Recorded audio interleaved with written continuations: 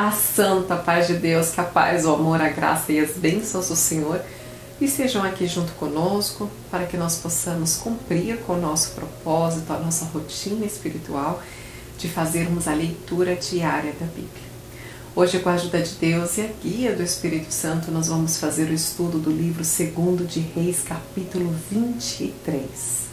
Mas só para relembrar rapidinho, que é uma continuação, na verdade, do capítulo 22, o rei Josias, aquele menino que começou a reinar sobre Judá com apenas 8 anos de idade, quando ele já está com 18 anos, ele manda chamar o sumo sacerdote e diz assim: todo o dinheiro que o povo der à casa do Senhor, usem para reformar o templo, a casa de Deus. Então, nessa reforma, o sumo sacerdote acha o livro da lei.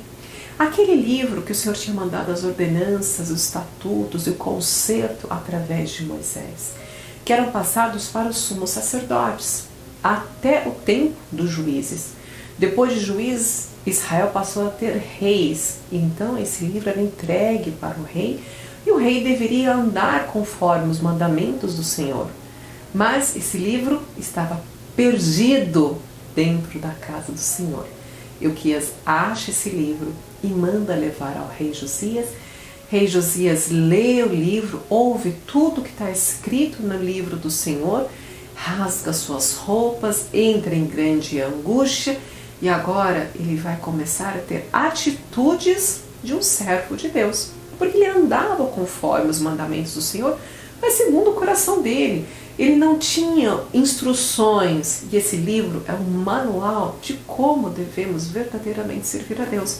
Um manual, assim como a Bíblia, que nos ensina, que nos instrui quais são os mandamentos, estatutos, ordenanças, quais são o testemunho que o Senhor deixou para nós. Então, a partir do capítulo 23, que nós vamos estudar hoje, nós vamos ver toda a limpeza que ele vai fazer, o concerto que ele faz também com o povo, e como ele passa a adorar o Senhor conforme a lei de Deus.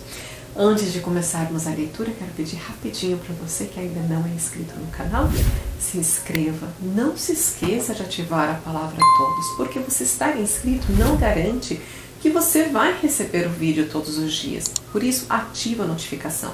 Assim, quando o vídeo for postado, você vai receber a notificação que o vídeo já está disponível para você assistir, para que você possa estar estudando a palavra de Deus. Não se esqueça de estar com a sua Bíblia, de estudar a palavra de Deus. Aqui é um complemento. Aqui nós trocamos informações, estudamos um pouquinho mais a fundo.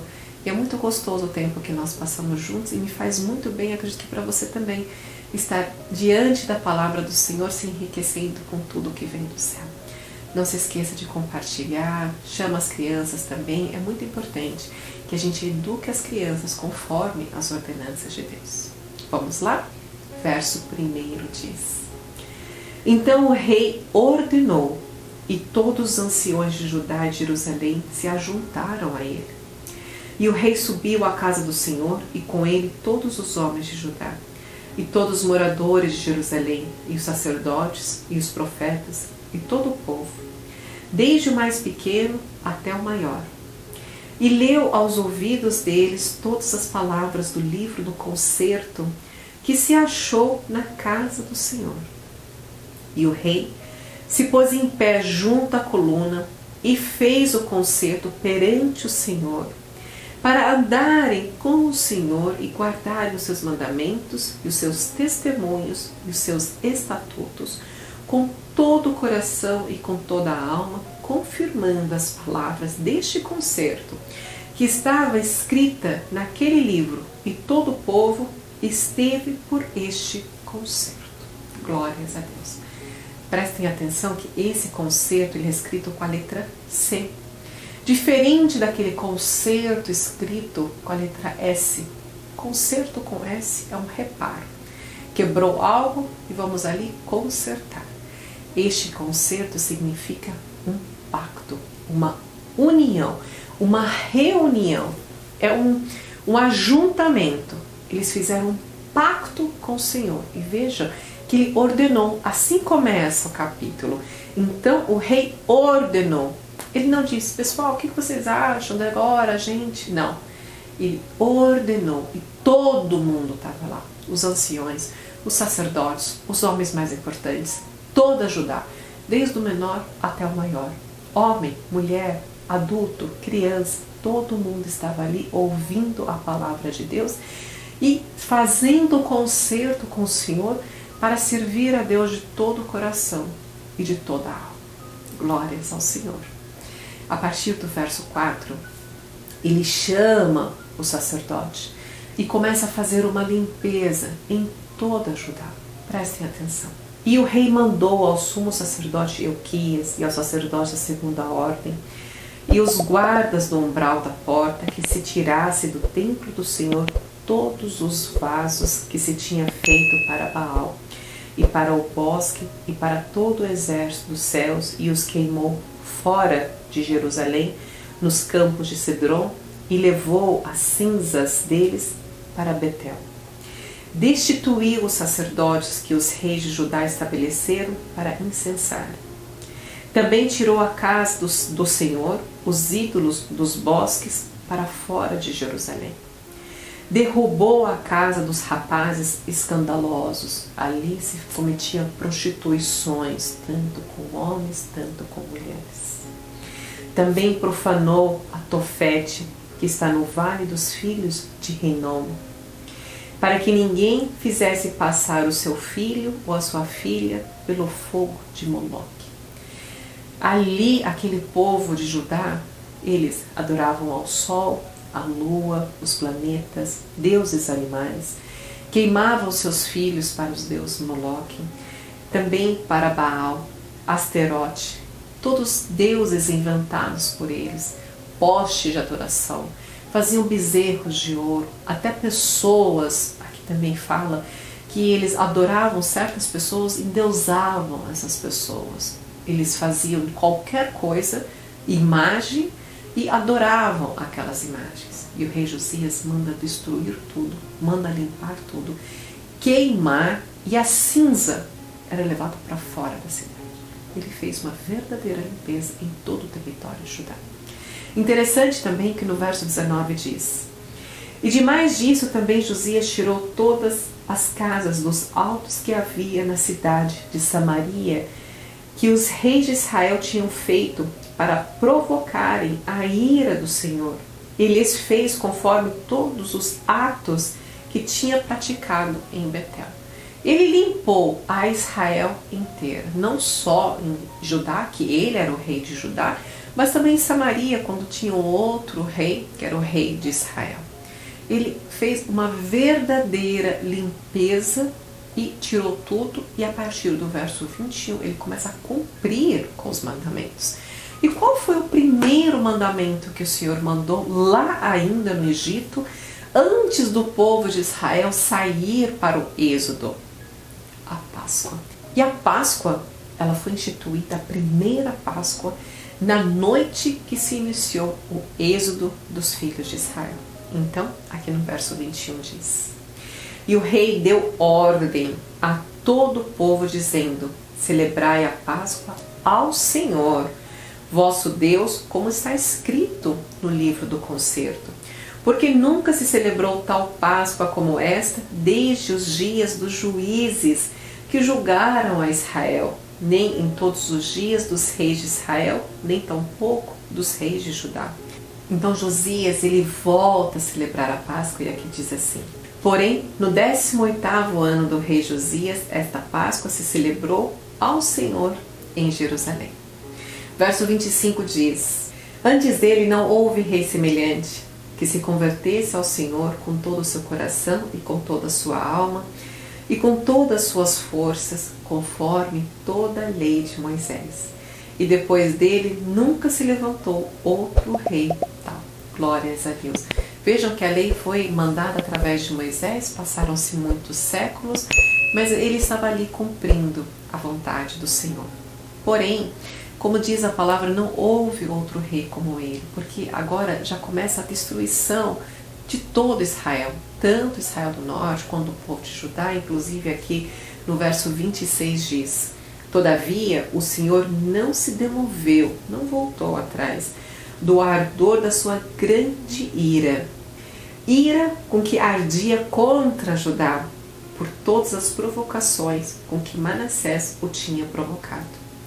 E disse o Senhor: também a Judá hei de tirar de diante da minha face, como tirei a Israel, e rejeitarei essa cidade de Jerusalém que elegi, como também a casa que disse: estará ali o meu nome. Apesar de Josias servir ao Senhor, o Senhor não se voltou atrás da sua ira, porque os outros reis haviam pecado e provocado grandemente a ira do Senhor. Mas o Senhor prometeu que toda a destruição que viria a Judá, assim como aconteceu em Israel, seria após a morte de Josias. Passado esse período, Faraó, aqui chamado Faraó Neco, junto com o rei da Assíria, vão à peleja contra Judá, e nessa batalha Josias morre.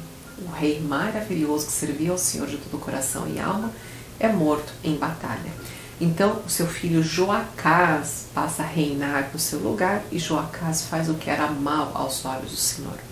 Novamente Faraó Neco vai contra Judá, só que dessa vez ele consegue, vence a batalha e toma Joacás como seu prisioneiro, inclusive leva ele embora como um cativo. E coloca seu irmão chamado Eliaquim para reinar em seu lugar. Na verdade, Eliaquim era o rei fantoche, porque quem reinava, quem mandava mesmo, era Faraó. Depois nós vamos estudar que passa a ser governado por Babilônia, mas até esse momento é Faraó que está ali reinando atrás desse rei fantoche. Inclusive ele se chama Eliaquim, e Faraó Neco muda o nome dele para Joaquim. Esse também faz o que é mal diante dos olhos do Senhor. Tanto que no verso 37, no último verso, diz assim: e fez o que parecia mal aos olhos do Senhor, conforme tudo quanto fizera seus pais. Né? Tudo que fizeram seus ancestrais maus, porque alguns foram conforme a Deus, mas o último rei que reinou conforme o estatuto e os mandamentos de Deus é o rei Josias. Depois vão se levantar reis fantoches que totalmente andavam contra os caminhos do Senhor. Esse capítulo não termina aqui. No capítulo 24 e no 25 nós vamos fazer o desfecho de todo o livro de 2º de Reis. Glórias a Deus.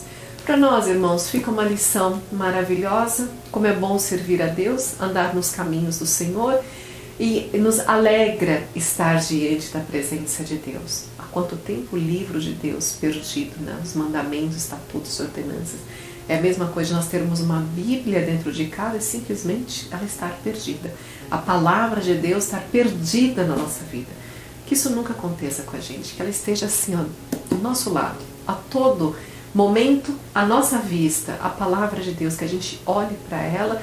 Aqui está a minha ordenança, que a gente leia a Bíblia, se encha da virtude do Espírito Santo de Deus e ande em retidão com o Senhor. Nessa mesma comunhão, vamos orar e agradecer a Deus? Fecha os teus olhos, silencia a tua alma, se conecta com o Senhor em comunhão. Vamos orar a Deus.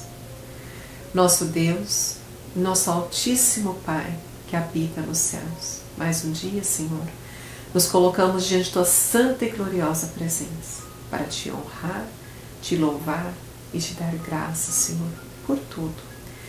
Queremos te agradecer, Pai, por mais esse dia de vida, por ter cuidado de nós, por ter nos trago até esse presente momento, debaixo, Senhor, da tua guarda. Queremos te pedir, Senhor, perdoa os nossos pecados, nossos erros, as nossas transgressões, as nossas faltas, Senhor.